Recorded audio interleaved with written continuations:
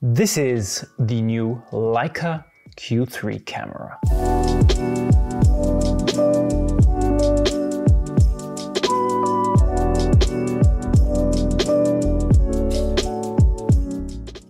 Do you remember my last video from, I don't know, way back when I talked about the LEICA Q2 and how it got me back into photography? Well, I had the chance to test out the LEICA Q3 that I'm filming on right now to see how it is, what it can do, and how I like it. And we're going to talk about this, but first let's dive into the specs, or what is different from the Q2. And there are three main parts that I'd like to focus on because the rest isn't that important to me personally, but these three things I found very, very interesting and are a huge change to the Q2. The first one is that this camera now can do 4K. The Q2 had 4K too, but now you can shoot Cine 4K on 60 FPS, which is fantastic for filming watches in slow motion like I do. The other thing that is pretty impressive is not only does this camera manage to do 4K, it actually can do 8K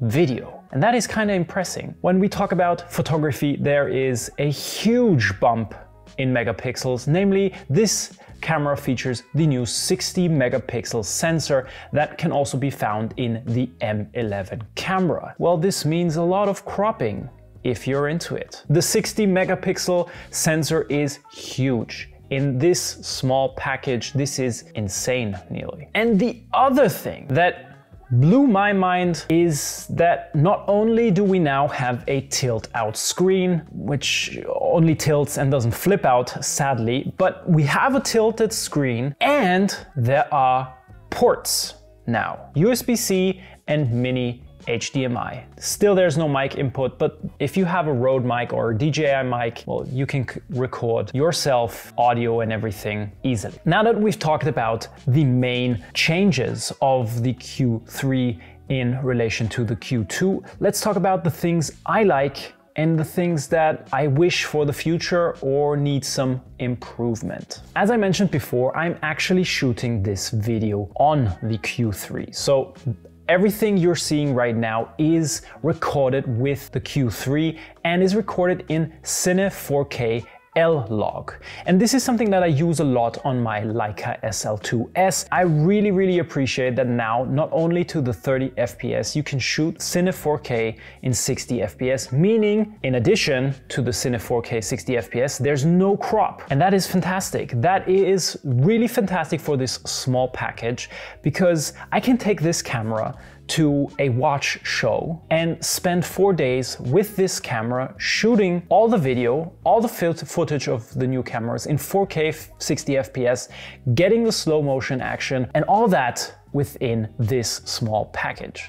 And that is truly impressive. It kind of makes me want to switch to this camera. The 60 megapixel sensor is also super impressive. This is something I truly appreciate because this means at the watch show, as I mentioned, I can take pictures of the watches and basically with one picture, I can create a carousel of multiple shots, meaning that I have a wrist shot, then I have a shot of the dial, then I don't know, I have a shot of everything or in a different angle or cropped in a different kind of perspective. This is really cool. I really like it. Size and weight of the Q3 and the Q2 and the Q are simply impressive. They are compact, and if you compare this to the LEICA SL2S, the weight of this camera is most of the times even less heavy than simply the body of these full frame cameras. The last thing that I like about this camera is that there is a new battery. And before you freak out because you have to get a whole bunch of new batteries, there's no new battery as such in the Q3. It's the same that you use for the SL system. I think it also has to do something with the 8K resolution of the video. You will need more power for 8K compared to 4K. That are the things that I like.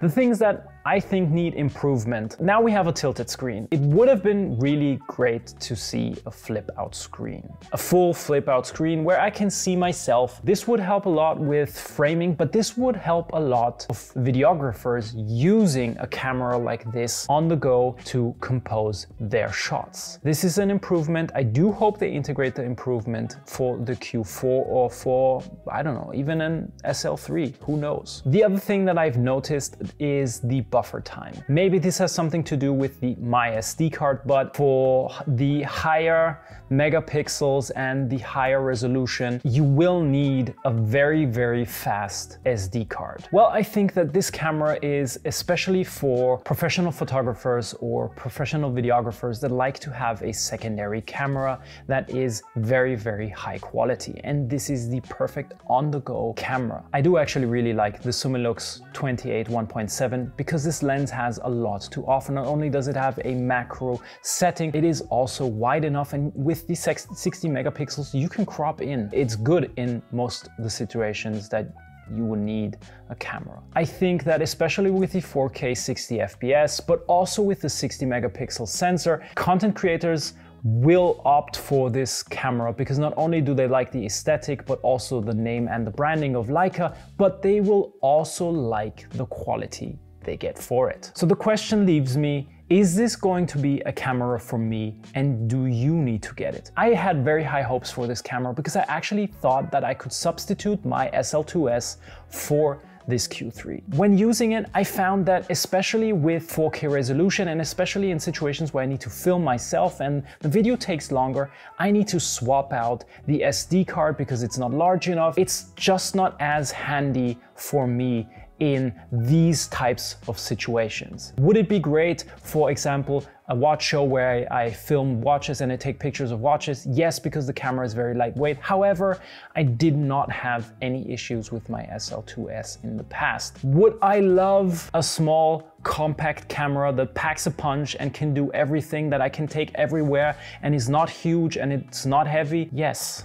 Very much, because then I would see myself taking way more pictures and shooting way more videos. However, one video a week on YouTube is enough for now. So this leaves us with the last thing to answer. Is this a camera for you? If you have the Q2, maybe not. If you've never entered the Leica space and you're looking for a great camera and you need both video and photo, then why not? I hugely urge you though, go to your local Leica store, ask them if you can try out the camera because they offer this trial, and give the camera a test before you buy it. The guys and girls at Leica are super nice.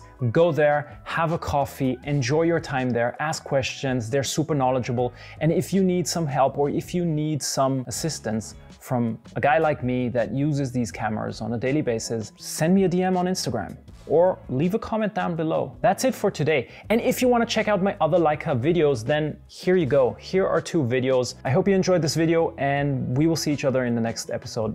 Bye-bye.